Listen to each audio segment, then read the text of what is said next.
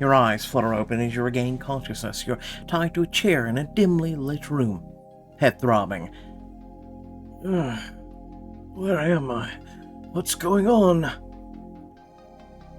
Haha, look who's finally awake.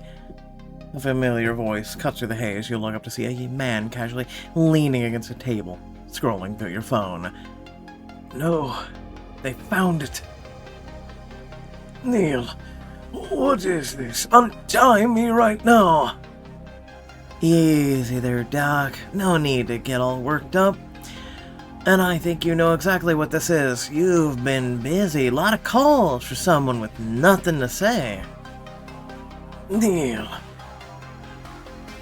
give me my phone. You have no right. Right? That's rich coming from a traitor. You're making a huge mistake. People will come looking for me. You mean the people you tried to sell us out to? Another voice emerges from the shadows and around the edges of the room. As its owner steps into the light, your blood runs cold. Who do you see? A man or a woman? She looks more threatening with the gun, but alright. Footsteps echo as a dark-eyed man approaches you, his gaze sharp and unforgiving. If you're waiting for backup, Doc, you should know that all those calls went straight to voicemail, except one. He removes his suit jacket, deliberately folding it over a chair. Then what are you doing, Dom? What am I doing here? He doesn't reply, just rolls up his sleeves, revealing his forearms marked with subtle scars, and only then do you notice the plastic laid out on the floor spread beneath your chair, the gun at his waist. Cleaning up your mess. He pulls the pistol from his waistband, and sudden understanding washes over you. Colder than the grave. But first, I'll give you one chance to redeem yourself, to die like a man instead of a sniveling traitor. Who did you talk to on that call?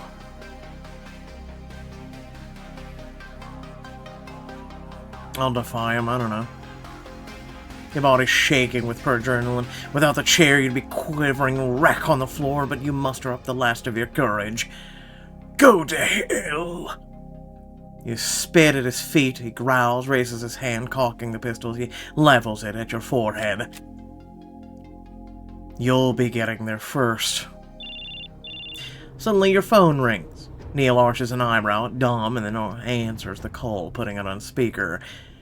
The good doctor can't come to the phone right now. Care to leave a message? Just let him know I'm sending in someone to clean up my mess. With a click, the line goes dead. Neil moves to a nearby window, peering through the blinds. Bad news. Black SUV pulling up fast. They came for me. Thank God! Now's not the time to run your mouth, dog. Relief floods through you for a single glorious instant. Then Dom turns to you, the cold fury in his gaze snuffs out any hope you had left. You can thank him in person. No! Help! A single gunshot echoes throughout the room. Then the door crashes open and armed men storm in, guns blazing. Neil, move! But you aren't there to hear any of it. Chapter 1. A Life for a Life. Somewhere across the city, sirens wail as an ambulance screeches into the hospital bay at Franklin Memorial Hospital. Before it even stops, you rush forward to meet it. You catch a glimpse of yourself reflected in the ambulance's window. You see a woman, I guess. Let's see what customization options. 1, 2, 3, 4. They don't let us see the male options. It's fine. We'll go with the default. Yeah, let's do your hair now. 1, 2, 3, 4, 5, 6.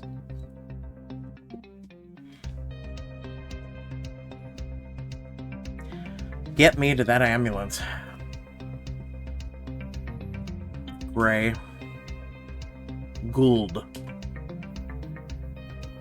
The ambulance doors swing open, and you lock eyes with the EMT inside.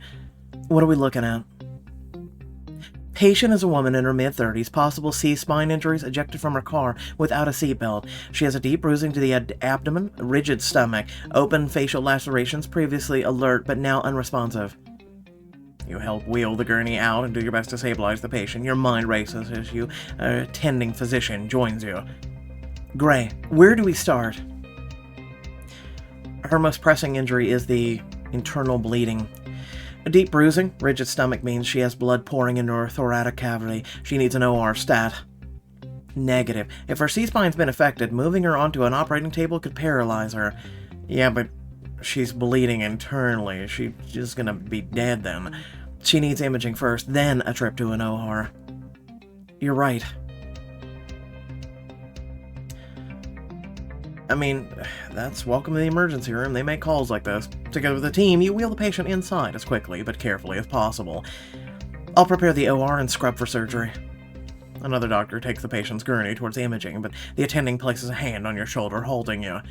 Sorry, Gray. You need to brush up on your triage protocol before I let you cut anyone open. There's no surgery to scrub into.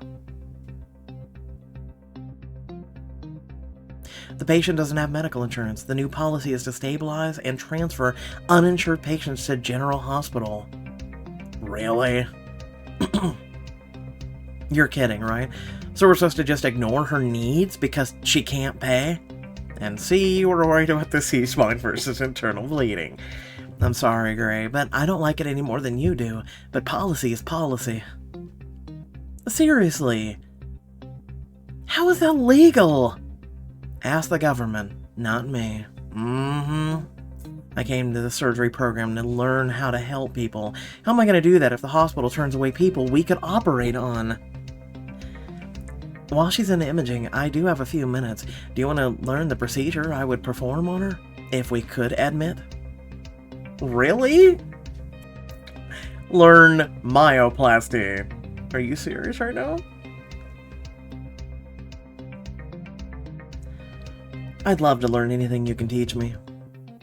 Excellent. Follow me to the surgical lab so we can practice versus actually saving a patient. In the lab, the attending sets up a piece of simulated muscle tissue with a tear down the middle as you prepare the surgical tools. You know all the basics you'll need for myoplasty. It's just a question of how you apply them and when. So, what thread do I use? How should I hold the needle and thread?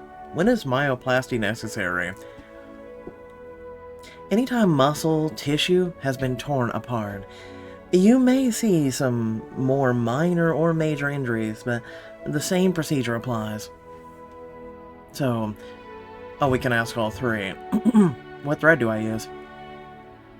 Thick nylon. Anything too thin will just shred the muscle fibers further. Ouch. Copy that. So, how should I hold the needle and thread? Good question. For some procedures, you want a delicate touch, but not here.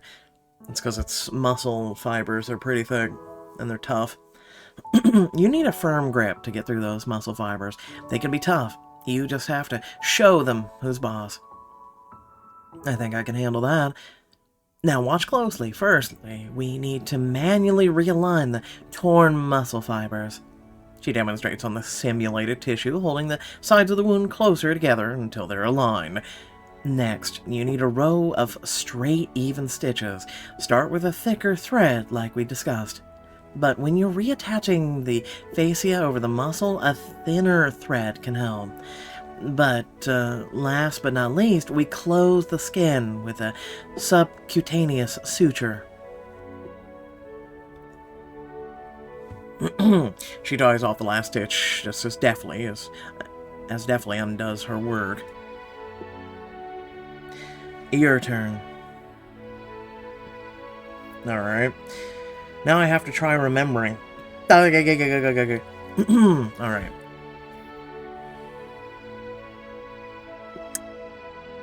Stitch, align, close. Align, stitch, close. Bottom. You line up the muscle fibers carefully, begin stitching them together in a neat row as you can. Good. Now the inner thread, or thinner one.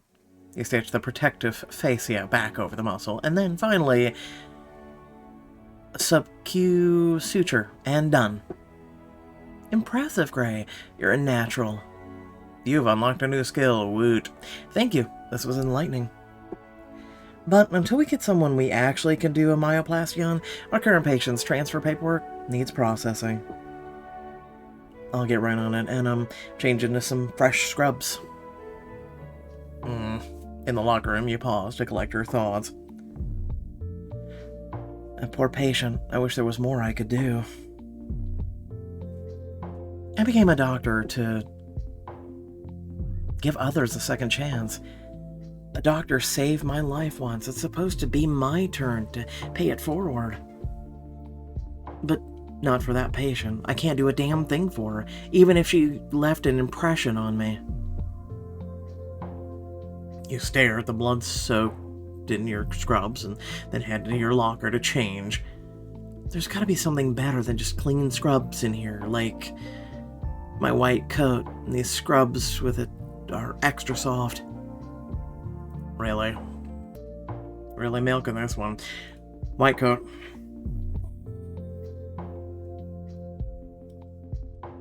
These are exactly what I need. The clean scrubs already feel like a breath of fresh air, and pulling on your crisp doctor's coat strengthens your resolve. You stride out of the locker room and nearly collide with a stranger. Oh, sorry. I didn't see. Firm hand steady you as you look up into the eyes of a dark, alluring man. Warmth radiates from his touch. It's fine. Are you a doctor? His voice is deep, smooth, laced with an urgency that sends a shiver down your spine. He has such captivating eyes. His piercing eyes lock with yours, a mesmerizing shade that seems to see right through you. Those eyes, I could get lost in them. For a moment, everything else fades away. The fierce gaze sweeps over your body, lingering on the fresh scrubs and the crisp white coat, and you stand a little straighter, meeting his eyes. In that coat, you must be a doctor. Yes, I am. Do you need assistance? Instead of answering, he grasps your arm hard. You need to come with me. Now. His grip is unyielding as he tries to pull you towards the exit. Throughout these chapters, you'll have an option to defy him. The more you do, the rougher he may be. So it's one of those. Let go of me. You yank your arm free and glare at him. For a heartbeat, the air between you sizzles with tension. He steps closer, the space between you charged. Bold move, but we don't have time for this. Then start treating me with respect if you want some answers. Despite the intensity, you notice a flicker of something else in his eyes, a spark of intrigue. Fine. My brother's been shot. He needs medical aid now. The patient's life is at stake. I can't ignore that. Okay, I'll come with you, but I'm doing this because there's a patient in need, not because of your demands. Without another word, he strides towards the exit. Grab your medical bag from a nearby station, your heart pounding as you follow him into the night. Outside a sleek black car idles at the curb. He opens the passenger door for you. Get in. Wait, I'm not getting into a car with a total stranger. You can at least give me a name. Name's Dom. That's all you need to know. I'm Gray Gould. So, where's this brother of yours? The car whisks you away through the night to the scene of a bloodbath. Bodies line the street beside an overpass. He's not moving. You start to rush towards the nearest person lying in a pool of their own blood, but Dom catches your arm. Forget about them. They're already gone. My brother still has a chance to make it. You follow his direction and find a man slumped under an overpass, bleeding profusely. Oh, hey, big bro. You made it back. Who's this? Dom's face twists. Beneath the steely exterior, catch a glimpse of pure agony and helplessness. The doctor who's gonna save your life, Neil. Isn't that right, Doctor? That's right. First things first. We've got to stop your bleeding, okay? Desperate for something to apply pressure to his wound, you start to shrug out of your pristine white coat to apply pressure, but Dom stops you. Don't ruin your coat. Use this. As he removes his jacket, you can't help but notice how his muscles ripple beneath the shirt. The fabric clings to his broad shoulders, hinting at the strength beneath. But when he hands you the jacket, your eyes catch on the gun holstered at his hip. What have I gotten myself into? Freeze. You freeze, eyes locked on the weapon for a moment. You can't breathe. But Dom doesn't hesitate. He puts the jacket in your hands and grips your chin beneath his thumb and between his thumb and forefinger, turning your head back towards his brother. Focus. His calm tone cuts through your fear, grounding you. Right, I'm on it. Pushing aside your unease, you use Dom's jacket to apply pressure to Neil's wound. The expensive fabric absorbs the blood as you work to stabilize him. Dom, does that gun have anything to do with how this night ended up? You nod towards Neil's wound, the mess of blood, bodies, barrier surrounding the three of you. Of course. Without it, we'd both be lying out here. That's not what I meant, and you know it. I didn't bring you here to judge me. I brought you here to save my brother's life. I spent my nights fixing what people like you destroy. I've earned the right to judge.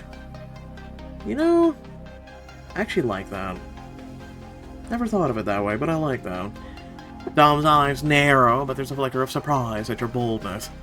You notice how striking he is, with not scowling, but Neil's groan pulls you back to your work. Neil's eyes flutter and he slumps into unconsciousness. Damn it, he's stable enough to move to the hospital. I'm calling an ambulance.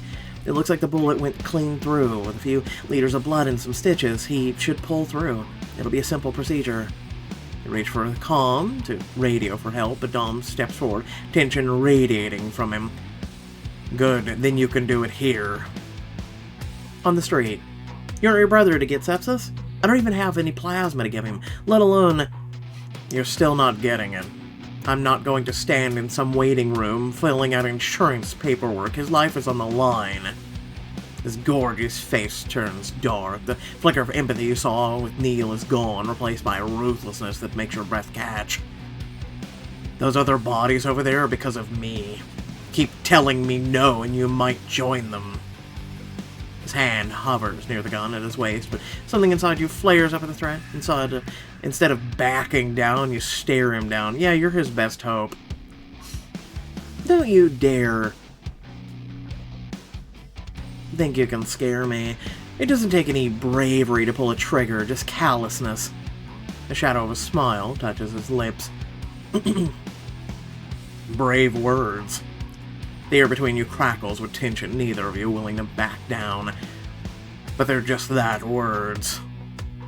Then how's this? I'm going out to the road to call an ambulance. If you love your brother as much as I think you do, you'll let them. You take a few steps away from him, reaching for your comm to radio an ambulance, when he lifts his gun and fires right at you. You flinch, expecting a burst of pain, only for a man to collapse beside you, a gun clattering from his hand. What the... Where did he come from? Before you can get an answer, there's a catacomb of gunshot. He grabs you, pulling you behind a nearby column, sheltering you with his protective warmth of his body. Neil and I ran into some trouble earlier. Thought I'd handle it, but it looks like I missed a few.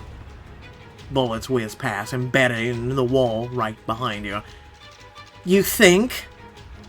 No time for sarcasm. We can't stay here, and we damn sure can't bring this chaos to the hospital. I know a place not far from here. I'll drive you so. You want me to do surgery in the back of a moving car? Then you better keep the wheels steady. Just do your job and I'll do mine. Together, you both haul Neil up, bullets continuing to rain around you. Who are these people? Enemies. Oh, clearly. That's not helpful. Explanations later, survival now. Dodging behind parked cars, you race towards a blacked out SUV. When you reach it, he unlocks the doors remotely. You help Neil into the back seat while Dom jumps into the driver's seat. The engine roars to life as Dom accelerates hard, tires screeching. There's a sickening crunch as he drives over what can only be a body. A hail of bullets pelts the vehicle, and you duck down instinctively, shielding Neil as best as you can. What have I gotten myself into? With one hand on the wheel and the other firing a gun out the window, Dom speeds through the streets. Med kit under the seat. You reach down, taking out a well-stocked medical kit. He's definitely going to need myoplasty. Good thing I practiced this procedure. You pull on some gloves and examine Neil's wound, doing your best to keep his body steady as the car roars down the road. I've just got to remember my attending training. Realign, suture, close. Yeah, so this would be manually realign, close, yeah, suture, okay. You hastily clean his wound. Use some surgical clamps to realign the damaged muscle fibers. Okay, everything's in the right place. Suture. You do your best to stitch Neil as Dom swerves into another lane. Keep the car steady unless you want me jabbing a needle in your brother's liver. Dom steadies the wheel with one hand while firing a few more shots out the window. Do you want to hop up here and take the wheel, or do we want to keep doing what each of us is good for?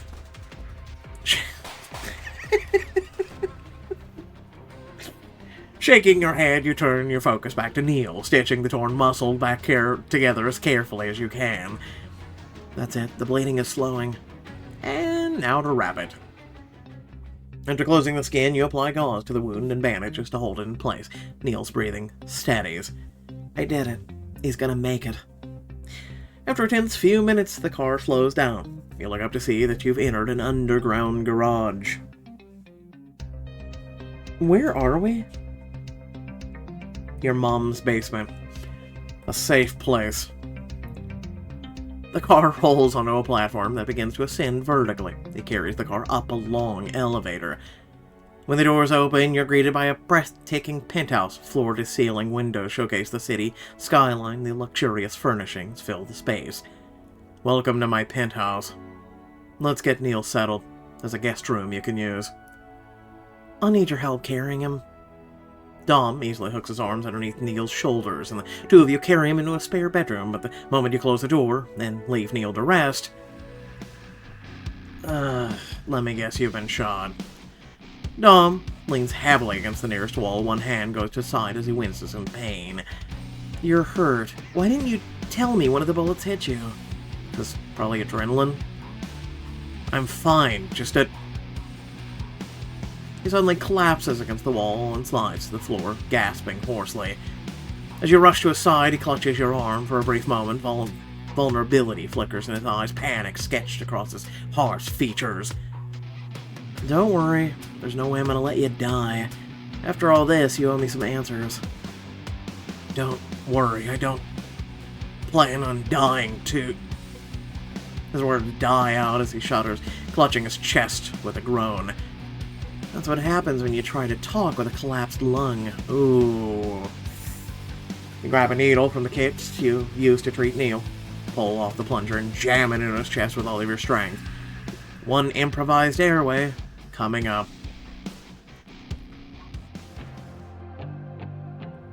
With the pressure in his chest cavity relieved, he's able to suck in a breath. Dom lets out an unholy groan and meets your eyes. Instead of saying thank you, he laughs hoarsely. His dark eyes glimmer as he looks up at you. I bet you enjoyed that. Saving your life? You're damn right I did. Now, let me see that wound. Dom doesn't even flinch as you unbutton his shirt and toss the fabric aside. Beneath it lies a tapestry of scars, testaments to battles he survived. Your fingers over an especially vicious mark. Oof. My dude. Yeah, that's... Dude, you have been shot center mass. How the hell that didn't hit your heart is just a miracle in and of itself. I'm going to ask about his scars. What happened here? Exactly what it looks like. A lot of people have tried to kill me. The sharp gaze flicks up to meet yours and his lips curve into a crooked smile. None have managed yet, though. He keeps up the smile, but as you look at the scars, all you can think of is the pain he must have endured to survive each of them. His flesh is warm under your touch as you slowly dress his wound, but then you continue palpating his body, checking for other signs of injury. This is the most action I've seen since my last prostate exam. You've really got a medical reason for this, right? Those cold eyes flicker with a sudden warmth, and an answering warmth ripples through you, but you push it aside as you meet his gaze. Of course I do, and if I'm going to complete this exam and make sure you don't bleed out the second I leave. I need all the clothes off now. His initial amusement fades, replaced by a challenging glint in his eyes. The air between you crackles with tension. If you think I'm about to drop my pants just because you said so, I've got bad news. I assist.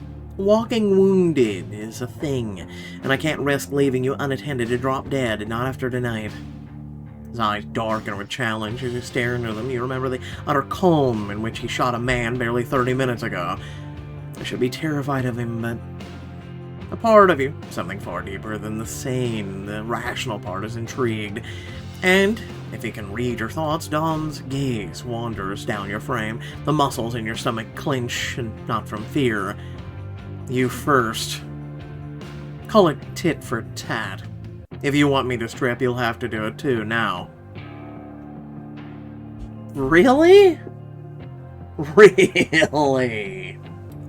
Whatever, man. You know, let me know if you guys would have done it, but here we go, for you. With a defiant gleam in your eyes, you whip off your bloodied scrubs top and toss it on the plush couch on his penthouse. If you want to be childish about it, fine, your move. He gets up, makes his way to the couch, moving gingerly, but that doesn't stop his lips from curving into a calculated smirk as his gaze rakes over you. Interesting. I was hoping you wouldn't disappoint. Are you impressed or just amused? A bit of both. The city lights cast a soft glow across his features as he leans against one arm of the couch, those cold eyes boring into you. Break eye contact, meet his gaze, return the favor. Meet his gaze. Locking eyes with him, you refuse to back down, matching his steely gaze with your own. He steps closer, until his breath brushes against your skin, igniting a fire within you. His voice is a low growl. You're playing a dangerous game. You're forced to take a step back, and your back collides with the penthouse glass windows as he stares you down, but you gaze defiantly back. Am I? You're the one who started it. Heat crackles between your bodies, a shadow of a smile crosses his lips. And if I'm supposed to intimidate me, remember, I'm a doctor. I've seen plenty of bodies. Yours isn't any different. This is all perfectly natural. That's a way to rationalize this. Dom lets out that low, throaty chuckle. You've misunderstood. This dare wasn't ever about modesty, mine or yours. Then what's it about? Principle. I caught you peeking, Doctor, so getting you to bare your throat, just like you bared mine, is your punishment. Punishment. I've had worse. You cock an eyebrow at him. Much worse. His jaw clenches and he steps forward, one hand rising to clasp your throat. You know, bro, you have a collapsed lung and you want to flirt. I don't get you. His grip is like a vice, and yet tempered by control. His thumb presses just enough on your pulse point to make your heart pound. He's had practice at this. Probably in context that should terrify you, but all you feel is a low throb of want. This is nothing, Gray. But lucky for you, I'm in a forgiving mood. He relaxes his grip and you step back, rubbing your throat. Dom nods towards your scrub pants. If you want to keep looking, you're going to have to give up a little more than just a shirt. And I'm not going to wait all night. He's so confident that I'll do exactly as I'm told, and every time I don't, it clearly gets under his skin. His gaze is steady, challenge flickering in his eyes. The air thickens with unspoken tension. Sink to my knees, take off my pants, make him wait. I'm making him wait. You tug the strings of your scrubs out from beneath the waistband, toying with them lazily. So just to be clear, if I show you mine... You flick your thumb along your waistband, making sure he's watching every movement. You'll show me yours. Not if you keep making me wait any longer. He strides towards you, anger and unmistakable arousal flaring in his eyes, but just before he reaches you, you tuck the pants down and toss them aside. Good. From his smirk, you know he can see the growing wet patch on your panties, but you force yourself to meet his gaze. Your turn. He drops his pants and you get a full view of him beneath the glittering light of the penthouse, hard lines and powerful muscle beneath even more scars. Nice speedo, bro. You stare mesmerized by the predatory grace of him. Before you know it, you're taking a step forward, but he reaches out to catch your wrist. See any other injuries that need your expert medical care? You look him up and down one more time. No. He lets go of your hand. Then, unless there's anything else of mine you need to see, you're dismissed. There's an offer in those words that makes your pulse leap. Desire pierces you like an arrow, but you shake your head. You gave Dom a full examination. Understood. Both of you pull your clothes back on. It takes an effort not to look at him. Then I should head back to the hospital. My attending is probably wondering where I am. You turn towards a smaller elevator, but the moment you step towards it, he calls out, halting you in your tracks. I could take care of her for you. Or anyone who gives you trouble. Consider it a gesture of gratitude. Most people just say thank you. I'm not like most people, clearly. You pause and turn to look at him. So what are you not telling me? Just who the hell are you? Dom sits a little straighter, his face impassive, even though you know his wound must be killing him. I'm Dominic Coyne, head of the biggest mob family in Philadelphia. And now I owe you a debt. I owe you a debt that I will repay. Alright, so one, I'm so tired of these little things that pop up on choices. Let me know if you feel the same way. They're tiny little boxes, and most times you can barely hit the X. It's kind of really annoying. Alright, so, basically, first and foremost, please consider liking, sharing, and subscribing, especially if you enjoy the content that I do and the expedient nature in which I do it. There's also the join and thanks button that is also a part of the video that is down below, where you can hit all those things like the like and share, subscribe. Aside from that, today I have 6 hours of reading to do. So as you can see, not just this book has 2 chapters, but the new one that came out has another 2 chapters, then the usual Friday chapters. So Choices is really hitting me with a lot of reading today. So pretty much, I'm already at 2 chapters so far out of a lot, and my throat hurts, but I digress. I keep pushing because you guys mean a lot to me. Seriously. So again, please consider sharing, supporting, doing anything you can. The only thing that I ask for is trying to grow the channel. It's my one and only goal, and the reason why is because I don't look at this just as a channel, but I've always looked at this as a community. To me, it's actually a little deeper than that. It's a family. This is something that I've poured many years into. You know, there's 5,000 videos on the channel. There are a variety of content, not just choices or RC, but I've done a lot of work. And so my one and only ask of you is to try and grow the channel with me. Like, without viewers that are able to get the word out there and make it known that I even exist, this channel just doesn't grow. So please consider doing that. That's all I ask of you. Literally and figuratively. That's all I really ask. I try not to ask of anything else. And for, like, as long as this channel's been around, and, like, it's existed for 13 plus years, but for 7 years of it, I've been doing a lot of content. Before that was just, it was just meh content. But I've really been trying, right? 5,000 videos. Think about that. A lot of big content creators who have been on the platform far less than me don't even have that many. But they're big names and have millions of people that subscribe.